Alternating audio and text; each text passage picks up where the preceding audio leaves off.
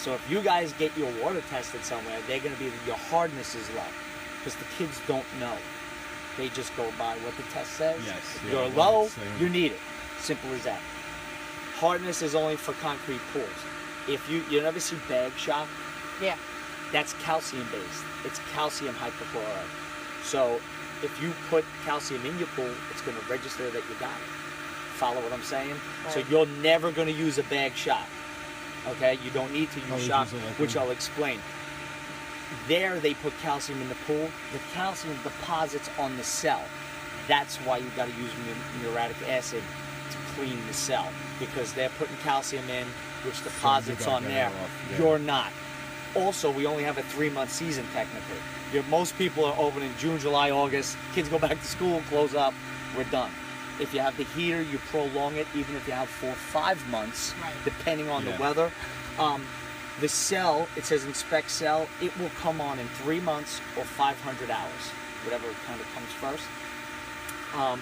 All that's doing is to remind you that to check your cell. Most of the time the season's over with. This might not come on until next year. Okay? If it does come on, it will tell you on here, you hold down this button for 3 seconds, the inspect cell will come off. The reason why it's doing that is it's saying, hey, maybe there's calcium deposits on there. Check it out. You don't have to worry about it. You're not using anything like that, because they'll check it 4 times a year, every 3 months. That's why they do it in every 3-month cycle. So when I open it, I don't know what everyone does, I'll look in there. You're not supposed to stick anything and scrape it off. I'll hose it out, but you're really never gonna have to. You're never gonna have deposits on it, unless you guys just say, I want to use bag shock, I don't care what he said, and it will eventually deposit on it. So we shouldn't use bag shock. No. Or liquid. Or you can use liquid. You can use liquid. You That's can what use they liquid, use, they put in. and why you can use liquid, it's sodium based. It's sodium hypochlorite. If you look on the back, it's a salt based. Your pool is making that, but that's just man-made. So it's a little bit harsher, but it's the same principle. If you want to shock your pool, which is, you got little kids, you have a bunch of kids in the pool, you know they're peeing in the pool. Even if you have adults, they're probably peeing in the pool. So you have a big party or a really heavy rainstorm, you're going to notice with the vinyl steps, you'll get a little bit of algae. Okay? You might not see it, but you'll feel it. You have to brush it to introduce it in the water. Then you'll superchlorinate. All superchlorinate is, you'll hit this, you'll see the third light come on that says superchlorinate. Yep. Okay? What I recommend you do, because it tells you when you superchlorinate to run the pool for 24 hours, Put it on V3. V3. So now it's 10 o'clock, say it's 9 o'clock right now, run it till 9 o'clock in the morning. So at 9 o'clock in the morning will be V1. We'll go back to the V1 thing, and then I'll just put this back to auto. Okay. What that does is, it internally puts it to 100, and then it will go back when you put it back to auto. Yeah, but we've done the shock in the pool. We've never done that. Yeah, no. That's fine though. You know what? You're not hurting anything. Okay. You're not hurting anything at all. Some people Most don't. Like, Some, oh, the pool needs shock. I'm like, all right. but that's fine. This is just using what you bought. Okay. And when you do shock, you literally pour it in Pour the around pool, the right? Listen, your pool's everything just goes right in the shock. pool. Shock. A gallon of shock does like 10,000 gallons. So even if you use 2 gallons or 1 gallon, what it's just trying to do is just literally give a shock to the pool to get the chlorine levels going. You can use 1 gallon and be fine. Do you really need to do that often, or okay? I never shock my pool. Okay. You know what I do? If after I vacuum, if I vacuum, or which I never do, or if I had a lot of people in the pool, or really heavy rain, I brush the pool, get like the algae that's sticking to the walls, and just do shock that way.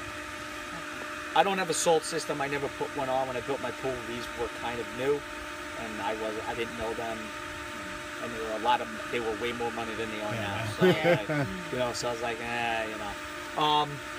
so that's the only time, like superchlorinate is if you have a lot of kids, like I said, or the rain, or if you're fanatical and say, I want to do it once a week, you're using the natural stuff, so you're not going to bleach the liner. Even the natural shock, the shock that you're using, you're not going to really bleach the liner by only doing it. Some people religiously do it once a week. I think it's overkill. I think it's way overkill. If you do it once a month, I think that's fine. If you're keeping up with your pool, you don't really have to do it. It's more like, oh, we got to do it. We got to do it. You know, you have 15 kids in the pool, I would do it. If you got 2 kids in the pool, it's really not that big deal. The chlorine is sanitizing what's in there. Right. You know, it's just for major bather loads and heavy rain and stuff like that. You're pretty much going to leave this like this. You have the remote. You guys don't have the automated system, which you don't need to worry about. The high salt, like I said, will go on, and the check salt will go on if you need it. If the check salt and the no flow are on, like I said, the generating will not go. Okay, I think, let's stop this for a second. There's Yeah. You see, no but you flow? see how it's on? But when I return on, I think there's still enough pressure in the system. I don't know if it will.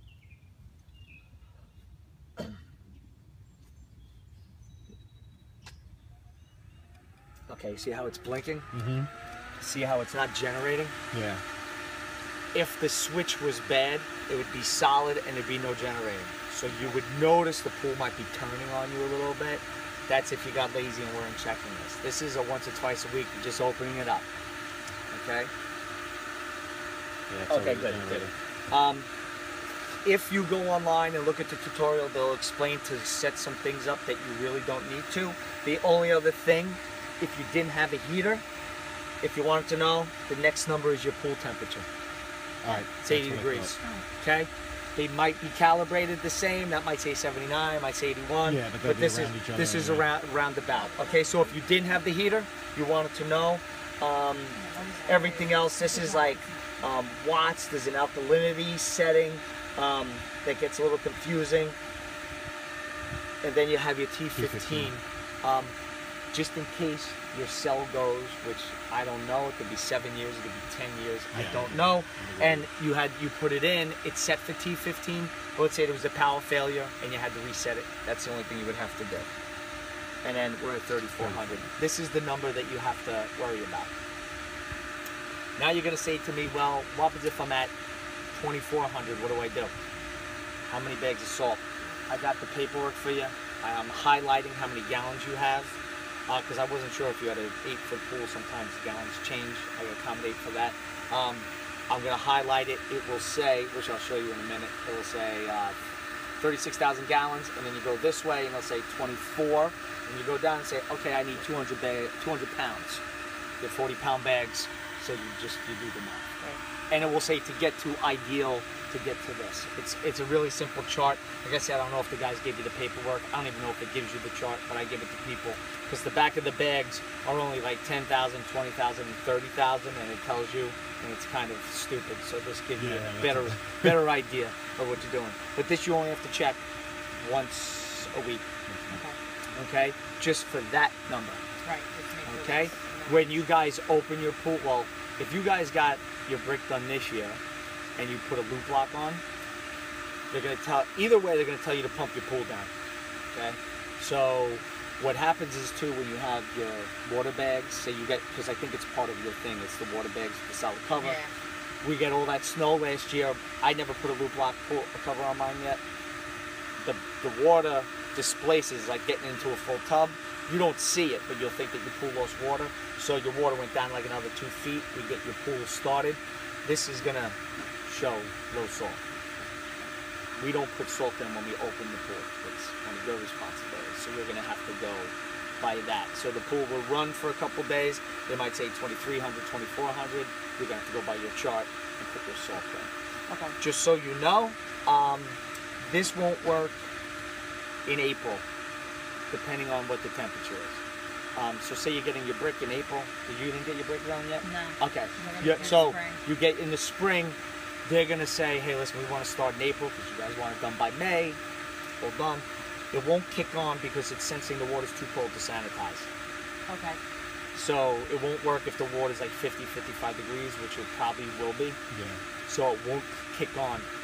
There's no reason to put all that salt in and when they're doing the brickwork because the mortar falls in and they're going to power vac the pool, which means that so if you get your brick work done, you call up us and say, hey, the brick guy said he's going to be done May 4th. Can you guys come in that week and power vac? which means we use our own stuff. Your pool will look crystal clear, and then you can run fresh from the get-go. Put your salt in and stuff like that. You might forget all this, but if you remember PowerVac or Paul, I don't know if you're using us or someone else. Some guys even do it. Some guys I've been noticing, brick guys will PowerVac afterwards. Ask. So, or I think it's included. The first hour is included with what you have. Don't take me on it, but I think it is. Everything changes, so don't shoot the messenger. Like I said, it's pretty simple. Anything, all the dummy stuff is here. If anything really goes with a problem, Hayward, you're under your warranty. So, but this I would take care of with that, because if you notice it's running hot, it's because how long has the pool been running? 2 weeks? Since A week and a half. Okay, for a week and a half this has been on. Never shutting off. Yeah, it's never shut off. Okay, so, all right, So that's supposed to be on the timer to shut off too. yeah, what I was explaining to your husband was how the pools are set up originally is that everything's connected to the timer. So at say 5 o'clock at night, which you're not shutting off, say a pool runs from 8 to 5, or yours is 8 to 8. At 8 in the morning, this kicks on, the heater will be able to kick on. At 8 o'clock at night, this shuts off, that shuts off. You can't run that without the pool on. You can't run this without the water going through it. The way this is set up, he set it up traditionally, like I'm telling you. This has a built-in timer. So this shuts off by itself. So it can't be on a timer. If it was, this shows error, will not restart. Okay. So we got to just put this to the timer, take that off the timer. Okay. And the heater will be on the timer. The heater will be on the timer. You would think, because it's a Hayward product, that we can connect this to this. You can't, because that's where they get you on the automated system. Automated system is different. Yeah, because I had to sit with the rep from Hayward to go, hey, listen, you're changing, you're screwing up my whole deal, because I come in and I'm like, well, how does this work, and this doesn't work, and this, so I have to troubleshoot, and I thought that this was another port to connect that in. It's not. I thought it would be really nice if they did that. They don't. So far, so good? Okay. Your lights. Did you screw around with your lights so far? The lights, I got a problem. What's the problem? That light. Yes. All of them are synced, and that one's not. Is it change color at all? It does A change few color. colors, but not So- all the colors. It doesn't change to all the same ones. If I can Okay, get what it to go. what I'll do is I'm gonna mark it down. When I leave, we have to write your vacuum thing in there. We will say that light that might just have to be replaced. Yeah, Alright. I called Patty about it. Yeah, like, see when we right noticed now it they're happening. all I said, changing. sometimes That it one's a takes different 24 color. hours. Keep it off and then try again. So I kept it off the whole entire weekend and tried it again, and it's All not. right, then it's not a problem.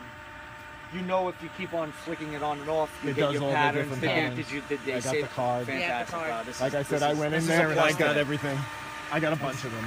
I went through and took all the I paperwork. have the lighting stuff. Okay. Alright. It's wet. But Just Sounds okay. good. He did not.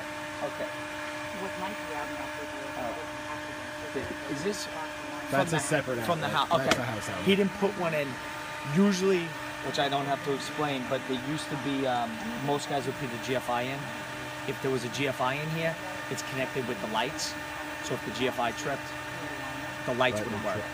Okay, so we don't have to worry about that because he saw this one up here and then put one in. So just in case they ever did put one in, it's usually on the breaker, on that 20 amp breaker. Okay. So if a GFI is, that wouldn't go on. That would it would trip. So you don't have to worry about it because he didn't do it. Yeah. That's its own designated circuit. So your heater, very simple. It's just like connected to your house thermostat. Standby is off. This is your mode switch. Mode turns it on. You don't have a spa. You have the spa, so if Yeah. you wanted to isolate the spa and just do it that way, you can. It doesn't really matter. So to turn your pool on, we go 1, we go 2. We're 80 degrees. That's your pool water. Okay. So I know your gas isn't hooked up, but Yeah. let's say we're going to 82. You're gonna hear the unit. What it does is it's got a fan. This is all self-contained now. The fan clears out the gas. You'll hear it click, and then you'll hear it turn on.